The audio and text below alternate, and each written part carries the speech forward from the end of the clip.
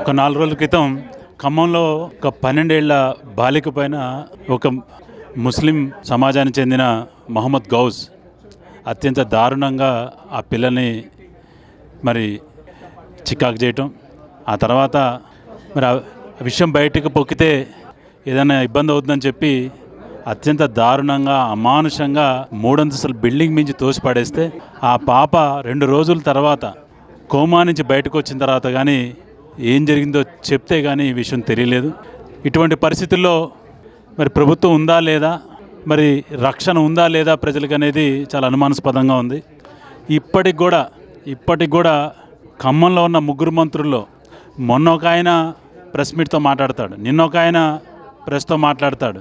తుమ్మల నాగేశ్వరరావు నిన్న పొంగులేటి శ్రీనివాసరెడ్డి ప్రెస్తో మాట్లాడి కనీసంగా ఆ పాప గురించి ఒక మాట చెప్పటం కానీ, ఒక ప్రకటన చేయటం కానీ లేని దౌర్భాగ్య పరిస్థితిలో ఈ కాంగ్రెస్ ప్రభుత్వం ఉంది. ఎన్నికల ముందు తుమ్మల నాగేశ్వరరావు చెప్పాడు ముస్లిం అంటే కాంగ్రెస్, కాంగ్రెస్ అంటే ముస్లిం అని.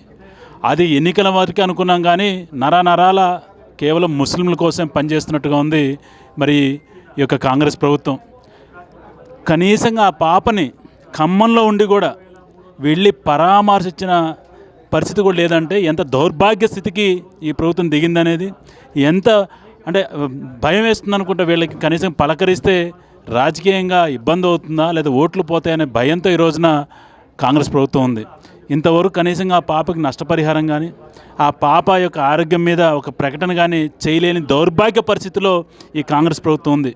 అదే ఒక ముస్లిం యువతకి ఒక హిందూ యువకుడిని చేస్తుంటే ఈరోజు రాష్ట్రం అంతా కూడా కాలిపోయేది.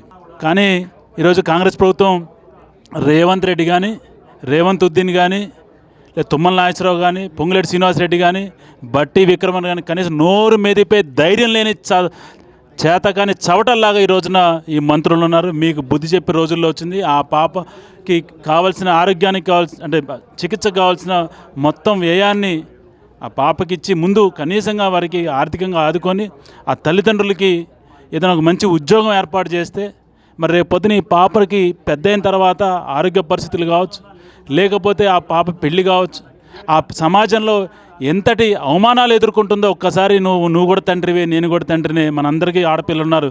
ఇంత ఇంగిత జ్ఞానం లేకుండా మన పొంగులేటి శ్రీనివాసరెడ్డి కానీ తుమ్మల నాగేశ్వరరావు ప్రవర్తించడం అనేది చాలా దౌర్భాగ్యకరం. మీకు త్వరలోనే బుద్ధి చెప్పే సమయం వస్తుందని చెప్పి భారతీయ జనతా డిమాండ్ చేస్తూ ఇప్పటికైనా కళ్ళు తెరిచి ఆ పాపని వెళ్ళి పరామర్శించండి. ఈరోజు నిమ్స్ హాస్పిటల్ పంపించారు. అదే మీ పిల్లలకి అయితే అపోలోనో లేకపోతే ఇంకోటి పెద్ద హాస్పిటల్ పంపిస్తే యశోద పంపిస్తారు. ఆ పిల్లని మరి నిమ్స్కి పంపించి కనీసం ఇప్పుడు హైదరాబాద్లో ఉన్నారు 2 మంత్రులు, కనీసం ఇప్పుడన్నా వెళ్ళి ఆ పాపను పలకరించండి, ఆ పాపకి ధైర్యం చెప్పండి, ఆ యొక్క పేరెంట్స్ కూడా ధైర్యంగా చెప్పండి. ఇంకెటువంటి అంటువాడు ఇన్సిడెంట్ జరగకుండా కూడా మీరు రక్షణ కల్పించాలని చెప్పి ఈ సందర్భంగా భారతీయ జనతా పార్టీ తరఫున డిమాండ్ చేస్తున్నాం.